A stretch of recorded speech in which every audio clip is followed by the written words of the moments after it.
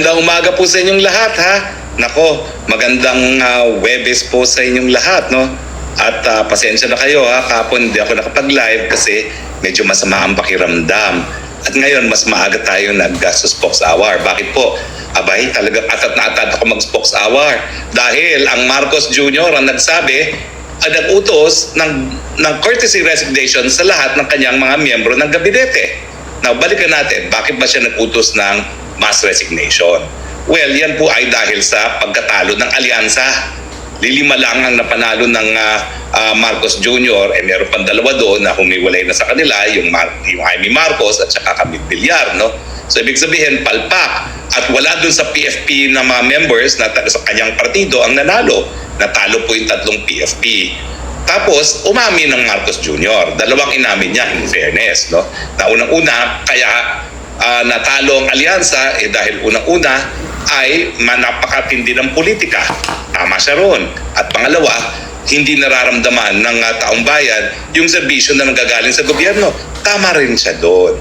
Now, alam naman pala niya ang dahilan. Unang-una, masyadong politika. Sino ba namulitika? Di ba? Sila. Namulitika sila dahil napakaaga nilang nagnasa na magkaroon ng Marcos Forever na tinangka nilang sirain na itong si Inday Sara Duterte. Sino ngayon nagsisisihin sa sobrang pamumulitika? Walang iba kundi ang Marcos Jr. administration. Sisihin niya ang sarili niya unang-una. Marami kasi nagsasabi, hindi, si Lisa Tanasian at saka si Tambaluslos. Siyang presidente. Bakit niya ibabalik ang sisi sa iba? Siyang presidente, he is the one in command. The buck stops with him. Kung hindi niya makontrol ang sariling misis niya, hindi niya makontrol ang sariling pinsan niya, paano niya mapapatakbo ang taong bayan? Paano niya mapapatakbo ang Republic of the Philippines? Sarili niyang misis, sarili niyang pinsan, hindi niya makontrol. Paano siya mamumuno kung hindi man lang niya pamumunuan ang sarili niyang kaanak, kasama na ang kanyang may bahay at ang kanyang pinsang buo? So tama po siya. Marcos Jr., tama ka. Talagang sobrang politika, nabuwisit ang taong bayan, pero nabuwisit ang taong bayan sa iyo, sa iyong partido, sa iyong gobyerno. Kasi imbis na atupagin mo ang serbisyo sa taong bayan, sinisira mo palagi ang kalaban mo. At siyempre, sa iyong pagnanasa na masira ang kalaban, anong ginawa mo? Kinidnap mo at pinadala mo pa sa dahig ang Tatay Digong. Sa tingin mo ba, dahil ginawa mo yan, mamahalin ka ng taong bayan? Kasuklam-suklam ka na ngayon. Kaya tama ka. Sobrang pamumulitika at ikaw ang dahilan ng sobrang pamumulitika. Pangalawa, hindi raw ramdam ng taong bayan ang serbisyo ng gobyerno. Tama ka talaga. Kasi sangkatutak na ayudang pinamimigay mo, merong akap, merong tupad, merong AIX, ginagamit lang naman yan at kinukurakot ng mga politiko na mga kaalyado mo. At huwag mong sabihin hindi mo alam yan na hindi nakakarating sa taong bayan yan. Talaga namang binibili mo ang loyalty ng mga kongresista. Anong sabi ni Toby Tiangco? Karamihan ng pumirma dyan sa impeachment na yan, pumirma lamang dahil dun sa mga ayuda na makukuha nila. Na alam nila na hindi naman makakarating sa kanilang mga constituents. Sabihin na natin makarating, vote buying kasi yan. Tapos pagyayabang nyo, 105 members of the Lakas Party, ulol. Paano hindi mananalo yung mga yan? Sang katutak na ayuda ang pinamigay. Pati ang EU, nagsabi na yung ayuda na yan ay vote buying. O bakit hindi mo sinasagot hanggang ngayon ng EU? Diba? So talagang hindi mararamdaman ang benepisyo kasi unang-una, yung sangkatutak na ayuda, hindi nakarating sa taong bayan. Kinurakot ng iyong mga kaalyado. O, the buck stops with you. Dahil kung ikaw naman, sinampulan mo yan, ang dami-dami lang nare-report na insidente na kinukupitan yung bayad ng para sa mga mahihirap. Wala ka namang ginawa. Walang ginawa ang iyong Department of Justice kundi habulin ako. Na walang ginawa sila kundi magtanim tanim kaso. Nagsasampa ng kaso na non-bailable na wala namang merito-merito, no? Nakakahiya ka. O nagtataka ka pa na hindi nararamdaman ng taong bayan ang serbisyo nyo? At pangalawa, ano bang serbisyong sinasabi mo? 5,500 flood projects. Wala naman silang nakitang remedyo sa pagbabaha tuwing tag-ulan. O nasaan yung serbisyong sinasabi mo? Nasaan yung 20 pesos na bigas na sinasabi mo? Nag-20 pesos ka nga ilang araw bago mag-eleksyon. Obvious na yung 20 pesos na yan, pang-eleksyon lamang. At saka obvious na ang pinangako mo nung ikaw ay tumatakbo, kasama mo ko sa parehong entablado, magbubuluhan pa ba tayo? Ang sabi mo, pababain mo ang presyo ng bigas dahil aayusin mo yung supply chain. Tatanggalin mo yung mga traders, bibigyan mo ng direct link ang mga farmers sa mga mamimili. Nang sa ganun, mataas mabibili ang ani ng mga magsasaka at mura ang presyo pagdating naman sa mga mamimili. Anong ginawa mo? Bumili ka ng mahal, ibinenta mo ng mura. Kita mo, isang araw lang napatupad kasi talagang magdurugo ang ating national budget. Sa ngayon pa lang, 1.5 trilyon na yung budget deficit sa 4 pa lang na sa 3 buwan pa lamang. Kung ita-times 4 mo yan, magkakaroon ka ng 2 trillion deficit sa budget na 6 trillion. Saan mo kukunin yung paluwal niyan? Uutang ka na naman. Tataas na naman ang interest rates. Hindi na naman makakanegosyo mga negosyante. Lagot na naman yung mga may utang sa kanilang bahay at sa kanilang mga sasakyan. At ang pinakamasama pa dyan, kapag talagang wala nang mautangan, mawawalan ng balurang piso. Pag nawalan ng balurang piso, taas na naman ang presyo ng langis at petrolyo. Taas na naman ang presyo ng mga bilihin kasama na ang pagkain. Dahil alam naman natin na pag tumaas ang presyo ng gasolina, talagang ang pagkain ay tumataas din. Dahil ang pagkain, kinakailangan madala galing doon sa kabukiran papunta ng merkado. So tama ka, hindi nararamdaman kasi wala kang serbisyong binibigay. Nangako ka, 1 milyong pabahay kada taon. 3 taon ka na. Nasaan ang 3 milyong mga pabahay mo? Malinaw na malinaw mong pangako yan. 1 milyon kada taon na pabahay.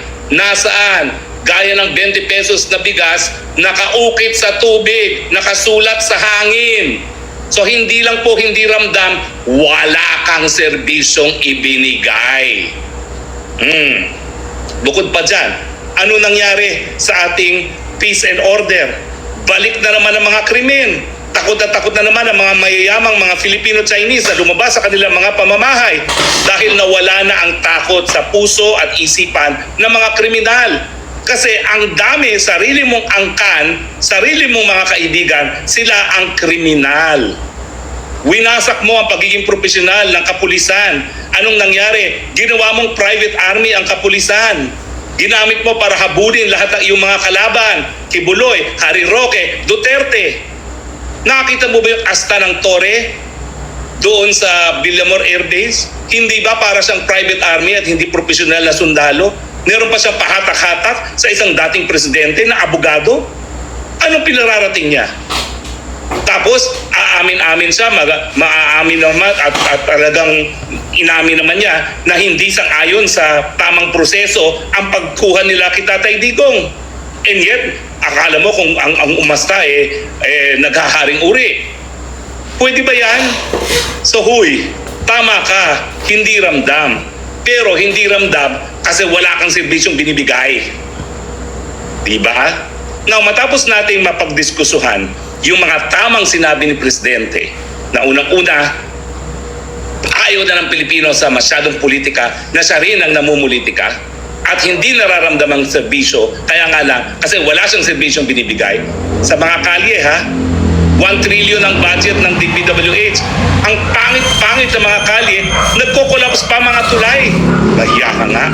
Ano ba yan? Tapos sasabihin mo, hindi nararamdaman. Wala kasing serbisyo. Iba yun. Sa walang serbisyo, sa hindi nararamdaman. Yung walang serbisyo, may ginagawa ka. Pero sa totoo, sa 3 taon, wala kang ginawa. O ngayon, pinagre-resign mo mga gabinete mo. Bakit gabinete mo pinagre-resign? Di ba ikaw din naging gabinete? Nag-resign ka nga. Pero may nagkaroon ba ng pagbabago? Wala. Ikaw ang dahilan kung bakit nagtaas ang presyo ng bigas nung ikaw ay kalihim ng Secretary ng Department of Agriculture. Ikaw ang dahilan kung bakit naging napakamahal ng onions, no? Ikaw ang dahilan na kung bakit napakamahal din ang presyo ng tomatoes. At ngayon, nag-i-import na tayo ng lahat, pati isda. Ikaw ang dahilan. Sinibak mo ang sarili, nandyan pa rin ang problema. Ang tanong ko, ano ba ang tingin mo? Ang tingin mo ba walang serbisyong nabibigay ang gobyerno mo dahil sa mga kalihim mo? Hindi. Walang serbisyong naibibigay dahil ikaw ang problema. Unang-una, sinungaling ka dahil ayaw mong sabihin ang katotohanan kung ikaw ay nasa tamang pag-iisip. Kasi kung ikaw ay maaamin na ikaw ay bangag, patatawarin ka ng taong bayan. Si GMA nga talagang malinaw ng daya, nag-I am sorry, pinatawad. Ikaw pa kaya na pagkakasakit naman talaga yung pagiging bangag? Patatawarin ka. Pero kaya hindi ka pinapatawag, meron na kasing duda na wala ka sa tamang pag-iisip, wala ka ng serbisyong na ibibigay sa iyong mga kababayan, nagpupumilit ka pa. Hindi lang manatili sa pwesto, kung hindi ilagay sa pwesto ang iyong mga angkan. Si Tambaluslos, kita mo yan? Ang number one na ninira sa iyo, yung Tambaluslos. Kasi lahat ng ginagawa niya sa Kamara de Representante, bulok. Yung panggigipit ng Quad Committee, yung mga kagaguhan na ginawa nila kay BP Sara, o ano, di ba? Tambaluslos lahat yan. But then again, hindi ako naniniwala na ang dapat sisihin si Tambaluslos, ha? Ikaw pa rin ang dapat sisihin because the buck stops with you. You are the president.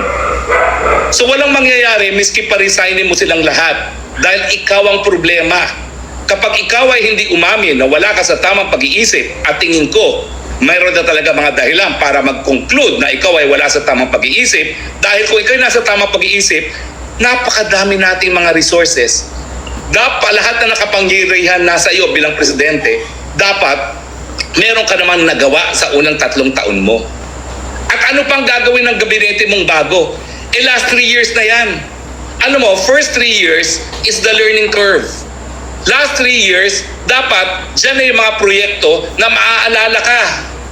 Papalitan mo mga gabinete mo. Magla-learning curve na naman sila. So, wala kang magiging legacy. Nakita mo? So, ang punto ko, hindi solusyon ang mass resignation ng iyong mga gabinete. Ikaw ang mag-resign. Ibigay mo na ang presidency kay BP Sara. Dahil kung si BP Sara bubuo ng bagong gabinete, halos sabay lang ang learning curve niyan sa bagong gabinete na iyong ibubuuin. At least, kapag merong bagong presidente, yung taong bayan magkakasama-sama na muli, lalong-lalo na dahil nga sa ginawa mo kay Tatay Digong na pinapunta mo sa dahig, kinidnap mo. Magugulat ka kapag ang sambayanan nagkakaisa, magtutulungan yan. Itataas talaga ang antas ng kabuhayan dahil alam nila that the success of one is the success of all. And the failure of one is the failure of all. Pero habang ikaw ay kinasusuklaman, talagang hindi makikipag-isa sa iyo ang taong bayan. So ang solusyon, ibalik ang pagkakaisa, paano? Mag-resign ka. Ibigay mo na kay Inday Sara. Makikita mo, bubulusong ang Pilipinas. Talaga magkakaroon ng tunay na pagbabago. Baliwala yan. Alam mo, PR lang yan ginagawa mo, Marcos Jr. PR lang yan na, sige, palitan natin ang mga gabinete dahil palpak silang lahat. Una-una, sino ba namili niyan? Ikaw. Ang ginawa mo kasi, namili ka ng mga gabinete base lamang sa kung sino ang sip-sip sa'yo. Kung sinong malakas sa iyong asawa. Kung sinong malakas doon kitang baluslos. Hindi mo naman inisip kung meron silang sapat na kakayahan para gampanan ang kanilang mga trabaho sa kanilang mga departamento. Tignan mo yung DOTR. Napakatagal mong pinaupo yung Bautista na super palpak. Pinaupo mo nga si Vince Dizon. Tingin mo may magagawa pa siya sa last 3 years? Alam ko, hindi mo natatanggalin yan sa Vince Dizon dahil bagong-bago. Pero last 3 years, may magagawa pa ba siya? Di ba kinontra ka na niya? Kinontra ka na niya yung mga proyekto na dapat matapos sa transportasyon, tatapusin mo ngayon? Hindi nga po pwede kasi walang nangyari nung first 3 years. Ano ba yung mga proyekto na yan na pinalano pa ng panahon ni Tatay Digong? Yung mass transport system ng Davao at Cebu, wala namang ginawa kasi kalaban ng Davao at Cebu. Tingin mo ba sa susunod na 3 taon magagawa yan? O yung pagre-repair ng EDSA, alam mo lalo kang isusumpa ng taong bayan. Kasi dapat ginawa yung patsi. Eh yung mga tao mo kasi, mga kaalyado mo, lahat kurakot. Ayaw gumastos talaga para sa tunay na proyekto. Tignan mo yung infrastructure projects. Panahon ko bilang congressman, talaga namang yung mga tumatanggap. Ako hindi kasi party list ako, wala akong district engineer na magbibigay ng proyekto sa mga kontratista na malapit sa congressman. Dati-dati, 10% pagkakalye, 5% pag building. Ngayon, hanggang 45% at 55%. Bakit? Dahil kitang baluslos et al. Masyado ng korupsyon. Kaya baku-baku lahat ng mga kalsada. Ngayon, mumurahin ka talaga ng taong bayan kapag sinarado mo yung EDSA dahil lahat ng tao halos dumadaan dyan. Talagang tandaan mo yan. Mumurahin ka ng tao. Baka yan na ang maging dahilan para ikay tuluyan ng tsugiin ng taong bayan. So walang magagawa yung mass resignation ng iyong mga gabinete para tayo ay umahon dito sa putik na tayo nalubog. Ikaw ang mag-resign, bigyan mo ng bagong simula ang bansang Pilipinas, hayaan mong mamuno si Inday Sara Duterte. So let this day mark the day of National Resign Now Movement. National Marcos Jr. Resign Now Movement. Dahil yan ang tunay na solusyon, hindi ang resignation ng gabinete, resignation ng ulo. Tama ba ho ako o hindi? Well, maraming salamat po sa inyong mga komento at maraming salamat sa mga nanonood ngayong live. Pero kinakailangan talaga mayroong magsimula at sisimulan ko na po ngayon. Mr. Marcos Jr., hindi po solusyon ang mass resignation ng iyong gabinete sa problema ng sobrang pamumulitika at sa problema ng hindi nararamdaman ng taong bayan ang gawain ng gobyerno. Tama po, sobrang pamumulitika, pero kayo po ang sobrang namulitika. Mali po na hindi ramdam ng tao ang serbisyo ng gobyerno kasi wala pong serbisyo talagang ibinibigay sa gobyerno. Ang solusyon po, kayo pong mag-resign, bigyan ng bagong simula ang bansang Pilipinas, hayaang mamuno ang Inday Sara Duterte. Yan naman po ay kung talagang tunay pa kayong may natitirang pagmamahal sa bayan. Dahil 3 taon pa po sa ilalim ninyo, papunta na po ang Pilipinas sa impyerno. Maawa naman po kayo, mag-resign na kayo. Agree ba ho kayo o hindi? Well, text lang po kayo at maraming salamat po sa inyong patuloy na pagtangkilik.